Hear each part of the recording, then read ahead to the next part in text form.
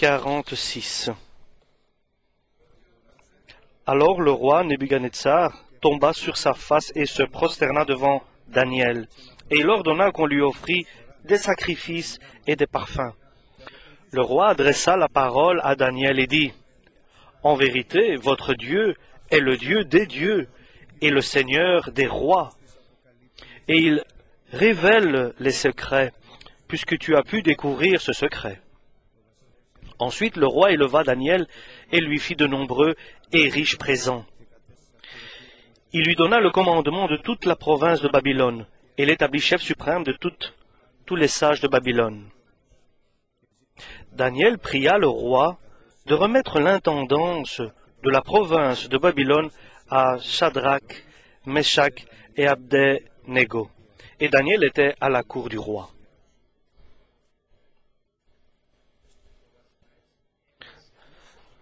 Amen.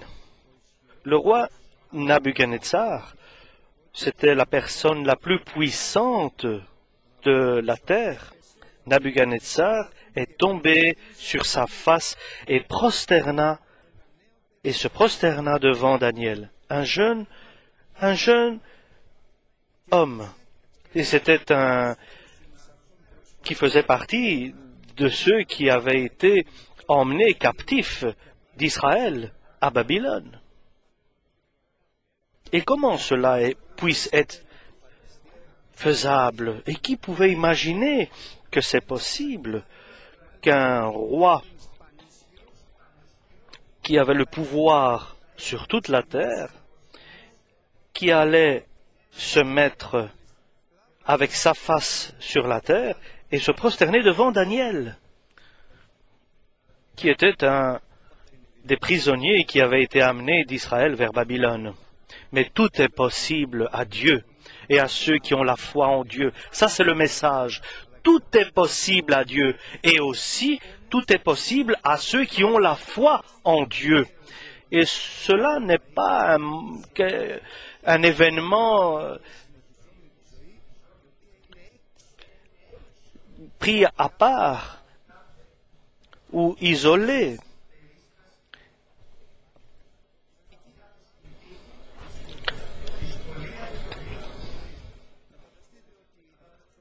Mais imaginez que ce Daniel a été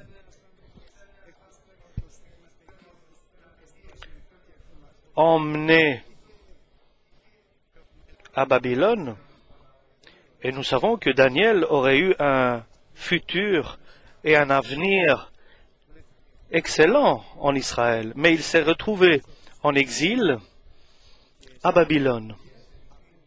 Et lorsqu'il était petit, il grandissait dans un alentour qui était idolâtre.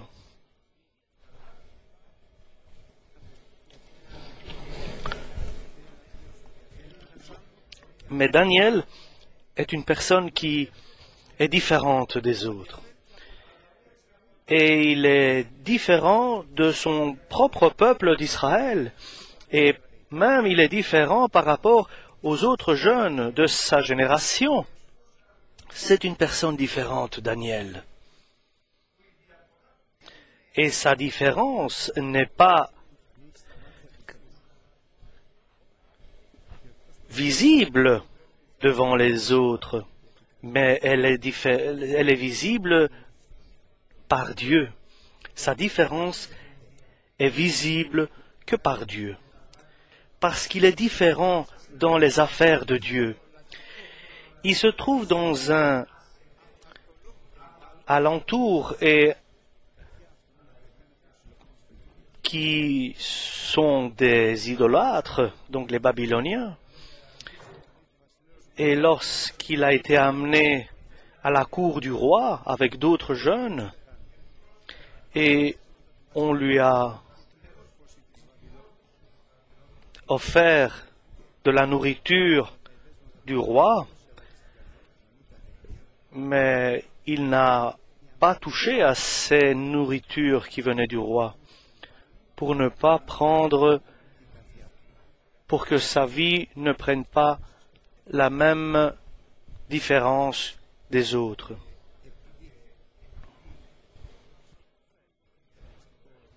Parce qu'il avait une belle caractéristique, il s'intéressait à la parole de Dieu et il se soumettait à la parole de Dieu. Et Dieu l'a béni. Et Dieu a béni aussi ses compagnons, Sédrach, Misach et Abdenego. Et il leur a donné beaucoup de sagesse. Et ces enfants évoluaient dans la connaissance. Ils étaient très intelligents et ils évoluaient dans cette cour du roi. Et le Seigneur agit de la sorte avec certains qui sont différents. Et il agit personnellement sur ces enfants qui sont différents des autres, mais nous savons que la différence, c'est parce qu'ils sont dans l'obéissance de la parole de Dieu et ils font exactement ce que la parole de Dieu leur demande. Et ils se sont trouvés donc ces enfants bien plus intelligents et sages de ses contemporains. Devant les hommes, ils ont été recommandés par Dieu parce qu'ils étaient soumis et obéissants à la parole de Dieu. Et Dieu les a recommandés, les a élevés, les a édifiés, mais c'était le début. Maintenant, ils doivent se révéler et doit se révéler la deuxième caractéristique qui intéresse à Dieu, c'est la foi, c'est-à-dire la confiance à Dieu. Et en vérité, dans peu de temps après, Nabuchodonosor a vu un rêve, un songe qui l'a choqué, je peux dire, et il voulait connaître l'explication du rêve, mais il avait aussi oublié son rêve. Alors il a appelé les sages de cette époque et leur a dit, voilà, je voudrais que vous me révéliez le rêve que j'ai vu, parce que je l'ai oublié, et que vous me donniez la traduction et l'explication. Mais nous savons ce qui est impossible à l'homme est possible à Dieu. Et nous savons aussi que tout est possible à l'homme qui a la foi en Dieu. Aujourd'hui, nous devons partir avec la foi, avec une confiance totale en Dieu, que rien n'est impossible à Dieu. Et rien n'est impossible à celui qui a confiance en Dieu et qui a confiance avec tout son cœur et toute son âme. Ce n'est pas un petit chrétien qui prie un peu et qui marche un peu. Daniel n'est pas comme cela. Daniel est une personne qui prie 3 fois par jour et l'Esprit de Dieu est sur lui. Il a pris une décision ferme de marcher exactement selon la volonté de Dieu, ni se tourner à gauche ni à droite, ni s'égarer du chemin de Dieu. Il n'est pas très important, mais il est jeune, sans expérience, mais il a la foi en Dieu. Et lorsque les magiciens de cette époque-là ont donné leur réponse au roi que cela est impossible de lui révéler son rêve qu'il a vu et d'en donner bien sûr l'explication.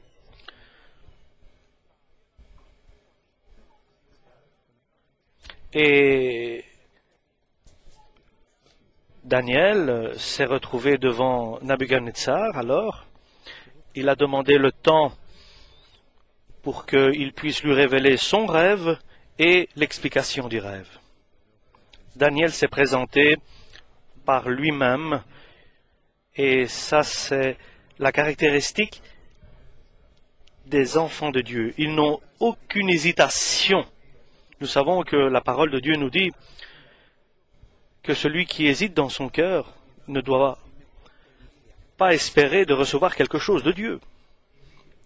Mais notre confiance doit être parfaite. Ça ne doit pas être simplement des paroles, mais dans la vérité, nous devons être certains que le Seigneur va agir.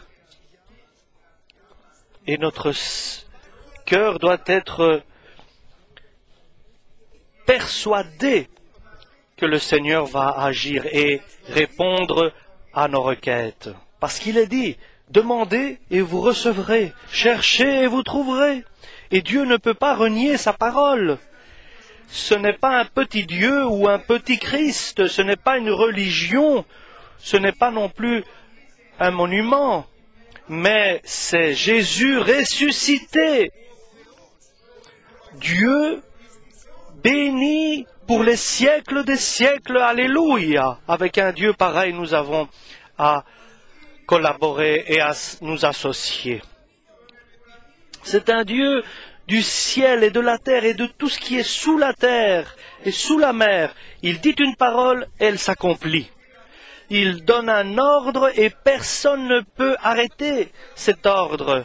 Il chasse le diable et le diable s'en va. Il dit une parole et les malades sont guéris. Et quoi que nous le demandions, avec une grande joie, il est prêt à répondre et à intervenir. Il est prêt, il est bien disposé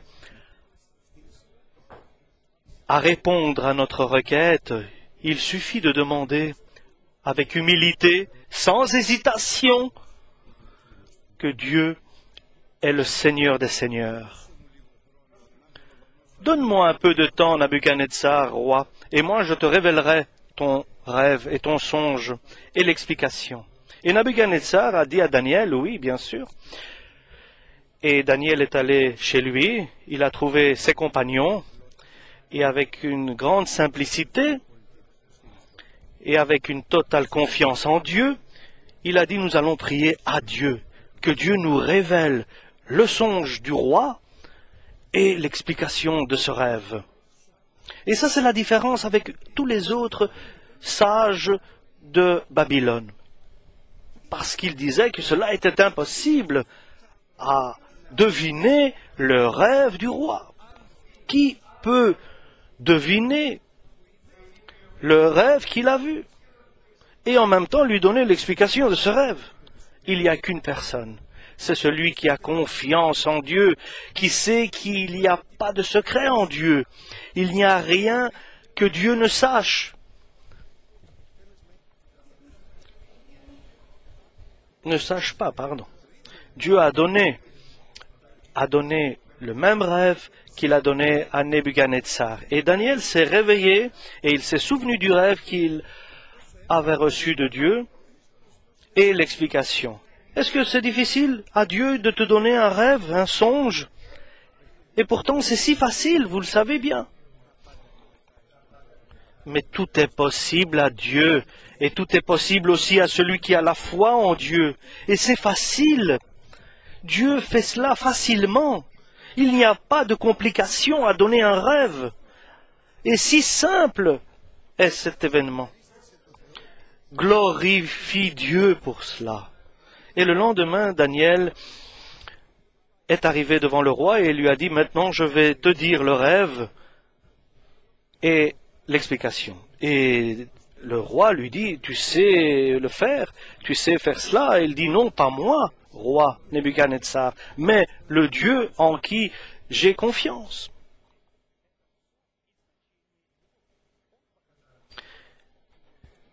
Et lorsqu'il lui a expliqué le rêve et lui a expliqué ce que cela signifiait, alors Nabuchodonosor a dit quelque chose de merveilleux. Mais qui es-tu, toi? Et Daniel a dit, je ne suis rien. Qui suis-je, moi? Moi, je ne suis moins que rien. Simplement, j'ai rencontré le vrai Dieu, Et j'ai été vers lui et je lui ai demandé, et le vrai Dieu m'a répondu. Et c'est si simple que cela. Et c'est si simple que cela, nous pouvons approcher le vrai Dieu. C'est si simple de recevoir le Saint-Esprit de Dieu. C'est si simple que Dieu prenne ta vie entre ses mains et avec sa promesse à laquelle il est attaché, il va te bénir. Il est lié à sa parole et il va te bénir. Ce n'est pas difficile à Dieu. Cela est très simple pour lui. Mais la complication est dans ton cœur. La difficulté est dans ton cœur. C'est ton cœur qui écoute. Et comment ce cœur répond à cette parole qu'il entend? Et nous pouvons dire, certains disent, mais cela ce n'est impossible, ce sont des histoires. Et d'autres paroles aussi identiques. Mais cette personne ne recevra rien de Dieu. Il priera et Dieu ne l'écoutera pas, du moins il ne lui répondra pas. Parce qu'il prie sans foi. Et Dieu ne lui répondra pas. Parce qu'il n'a pas la foi en lui, il ne croit pas en Dieu. Donc il y a la prière qui plaît à Dieu, qui est agréable à Dieu, et il y a la prière qui laisse Dieu indifférent. Sans foi, il est impossible de plaire à Dieu et de lui être agréable. L'affaire est terminée. C'est simple. C'est comme si Dieu nous disait, avec une grande simplicité, « Moi, je suis présent. » Est-ce que tu le crois? Voilà, c'est simple. Moi, je suis ici, parmi vous.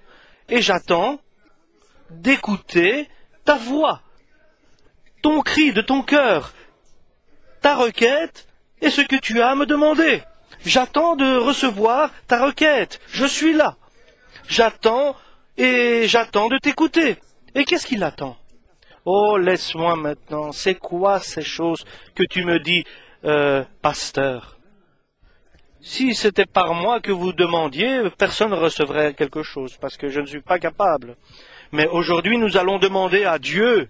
Amen. Oui, Seigneur. Nous allons demander au Dieu qui est le Père de Jésus-Christ et notre Père en même temps. Et Daniel n'était pas meilleur que nous. Ils ne sont pas meilleurs que nous. Ils sont peut-être identiques à nous, et nous sommes identiques à eux, semblables à eux. Ils n'ont pas quelque chose, la connaissance de l'évangile que nous avons aujourd'hui. Ils n'avaient pas connu Jésus et un Jésus crucifié. Ils ne sont pas meilleurs que nous dans la connaissance de Dieu. Le meilleur de l'Ancien Testament, qui était le plus grand des prophètes Jean le Baptiste, est plus petit que le plus petit du Nouveau Testament. Et Dieu est le même hier, aujourd'hui et dans le futur et dans l'avenir. Le point critique, c'est ton cœur. Le point sensible, c'est ton cœur, parce que notre cœur, de la manière dont elle est formée, elle est dans la totale liberté, parce que Dieu nous a créés selon son image et nous a donné une totale liberté de mouvement et de choix. Et certains avancent selon ce qu'ils voient, donc ils acceptent ce qu'ils voient. Mais Dieu nous enseigne à ne pas regarder ce que nous voyons, mais de regarder ce que nous ne voyons pas. Est-ce que tu es insensé en disant ces paroles-là? Non. Mais la parole de Dieu nous demande de regarder ce qui est invisible, ce qui est là et qui est provisoire. Pas ce qui est terrestre et provisoire, mais ce qui est éternel, ce qui est invisible. Et il veut transformer l'homme qui est naturel, lequel regarde et écoute et observe, qu'il le fasse devenir un être qui ne voit pas, qui n'entend pas et qui n'observe pas, mais qui prie à Dieu.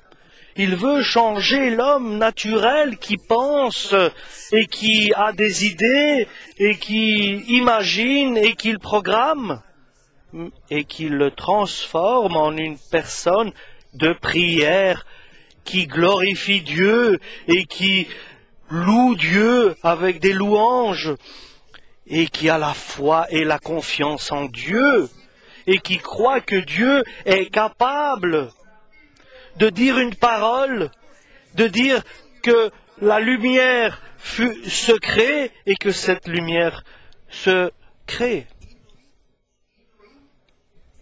Il est le même. Dieu qui se tenait parmi ses 4 enfants, compagnons, est le même Dieu.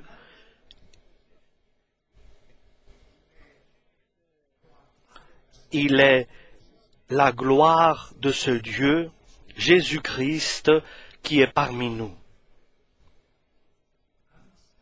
Si il pouvait nous ouvrir les yeux spirituels, et nous pourrions voir maintenant le spirituel, le monde spirituel, nous verrons à cet instant que soit assis